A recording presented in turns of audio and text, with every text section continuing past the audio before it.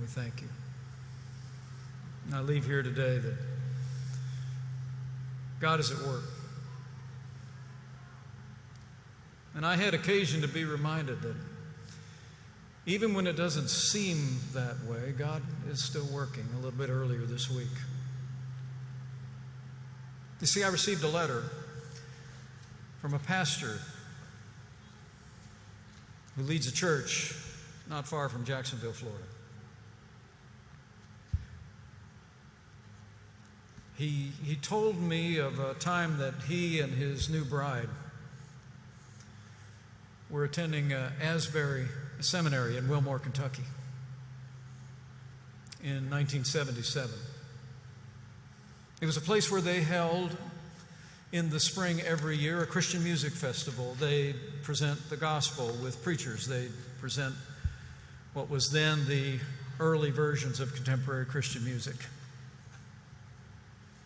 Have young people attend from all over the Midwest. But he wrote to me that in 1977 they had decided at the seminary to just continue the event.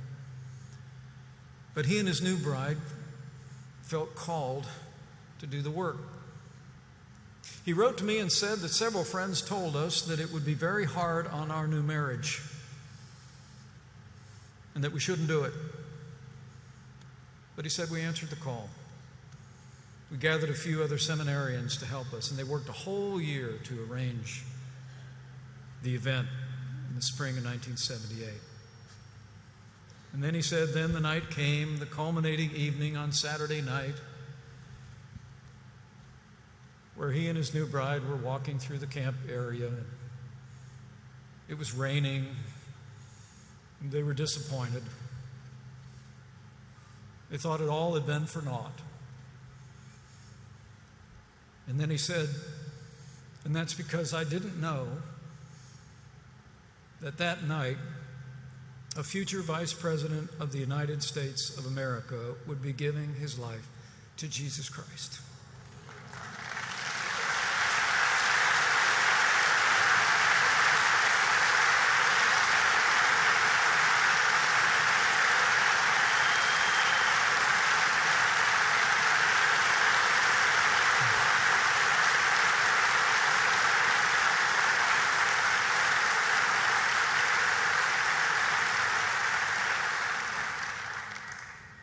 He wrote to me, I cannot write this without tears.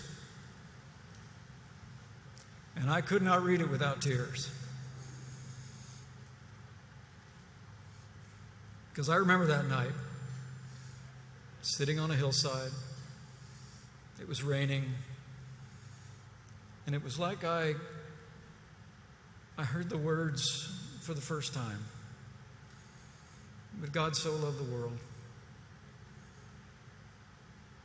that he sent his only begotten Son, that whoever might believe in him might not perish, but have eternal life. And I stood up and I walked down that night, not out of a sense of intellectual assent, but because my heart was broken with gratitude for what had been done for me on the cross. I'm working on a letter to that pastor, which I will not be able to write without tears. And I'm simply going to say to him and his wife, now I know who else to thank for that night so many years ago. The lesson in his letter was, even when things don't seem like they're going the way we expected, they're going the way he expected.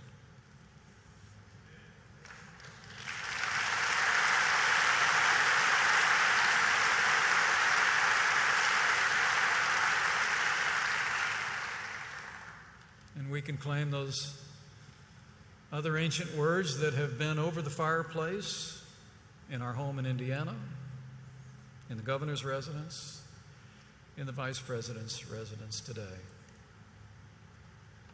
They read, for I know the plans I have for you, plans to prosper you and not to harm you, plans to give you a hope and a future. And I believe with all my heart on this Celebrate Freedom Sunday and every day, that if we will but hold fast to Him, we'll see our way through these challenging times. We will restore our nation's health. We will renew our freedom, and we will inspire people across this land with our witness of the love and compassion and strength that comes in a personal relationship with Jesus Christ. Thank you for letting me join you today. God bless you. And God bless them all.